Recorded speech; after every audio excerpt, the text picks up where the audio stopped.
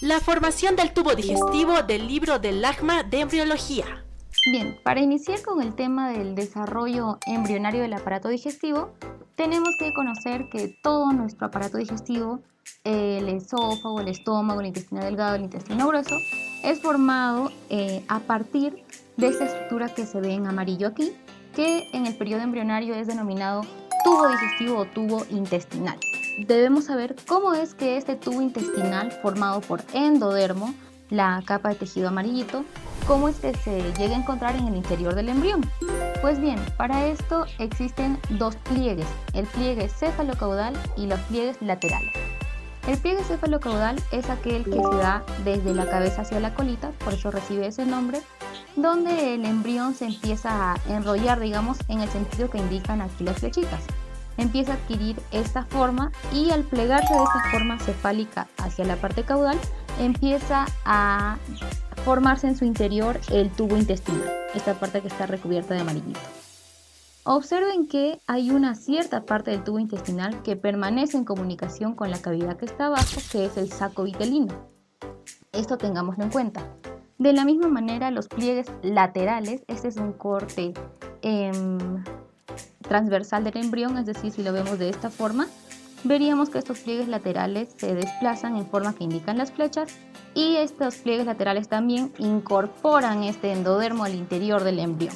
De esta forma queda dentro del embrión formado el tubo intestinal, esta parte amarillita. Esta es la forma en la que se forma el tubo intestinal o el intestino primitivo. Este intestino primitivo del embrión está dividido en tres partes: intestino anterior, medio y posterior. El intestino anterior puede dividirse a su vez en otros dos tipos de intestino. Se llama el intestino faríngeo y el resto del intestino anterior.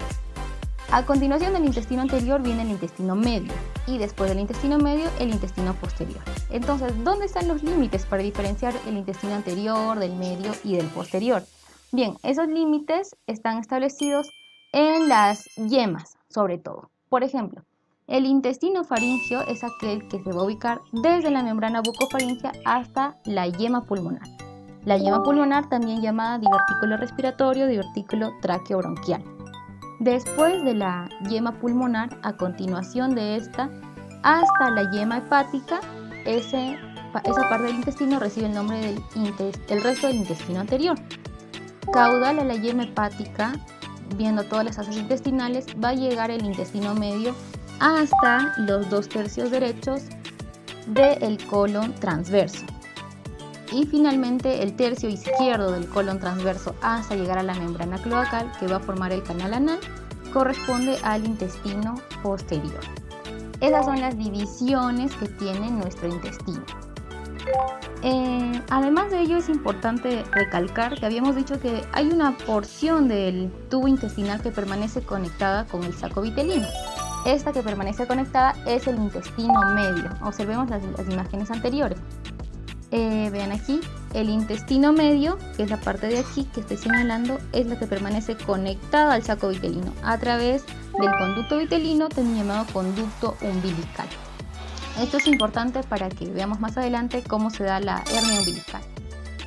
Ok, entonces,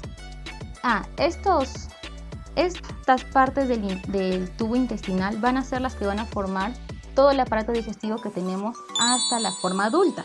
Es decir, el intestino faríngeo, que iba desde la membrana bucofaríngea hasta el divertículo respiratorio, va a formar la faringe y ciertas otras estructuras de la cabeza y cuello.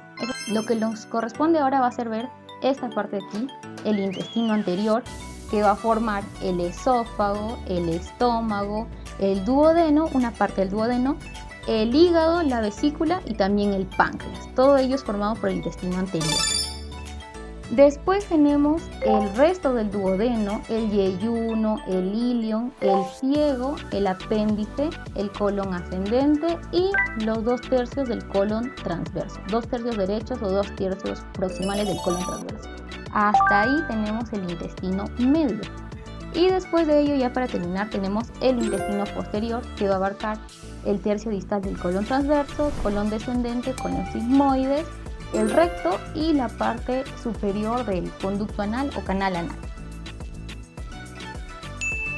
esto sí es muy importante recordar, es que estos tres divisiones del intestino, el intestino anterior, medio y posterior, poseen cada quien su propia irrigación. En el caso del intestino anterior está conformado por la arteria celíaca, en el caso del intestino medio es la arteria mesentérica superior y en el caso del intestino posterior es la arteria mesentérica inferior. Entonces tienen que acordarse de estas tres arterias: celíaca, mesentérica superior y mesentérica inferior. Una consideración a recordar es que recuerden que las glándulas de las que vamos a hablar están formadas por un parénquima, que vienen a ser las células estructurales o las células propias de cada glándula, y luego tienen un estroma, que es el tejido de sostén, y juntas del parénquima con el estroma forman el órgano completo. Entonces, el endodermo, que era la capa amarillita que hemos visto hace rato, es el que le va a dar el revestimiento epitelial a todo el tubo intestinal. Es decir, si tenemos el intestino y le hacemos un corte transversal, la parte más interna, la parte epitelial, esa es formada a partir del endodermo. Además, el parénquima de las glándulas, lo que les expliqué hace un momento, va a ser formado también a partir de endodermo. ¿Cuál es el parénquima? Son las células hepáticas, por ejemplo los hepatocitos, las células pancreáticas, etc.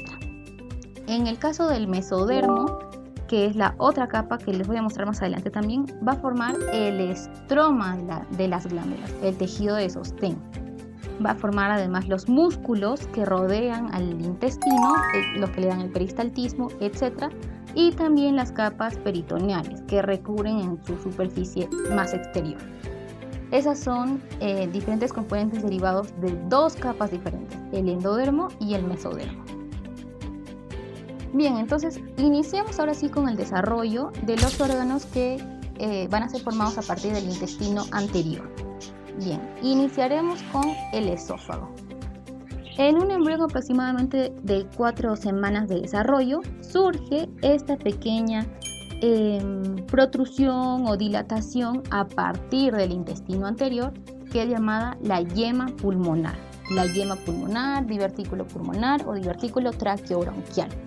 En esta imagen podemos apreciar mejor, vean, cómo surge esta yemita, este divertículo respiratorio, cómo surge aquí del intestino anterior. Quiere decir que también está formada a partir de endodermo, ya que todo el intestino es de endodermo. Pero bien, en nuestra estructura adulta no tenemos junto la parte respiratoria con la parte digestiva, ¿verdad? Cada quien tiene sus vías por separado. Entonces, esta comunicación no debe permanecer, tiene que separarse. ¿Y cómo se va a separar? A través de estas crestas que estoy señalando aquí, que reciben el nombre de crestas traqueoesofágicas.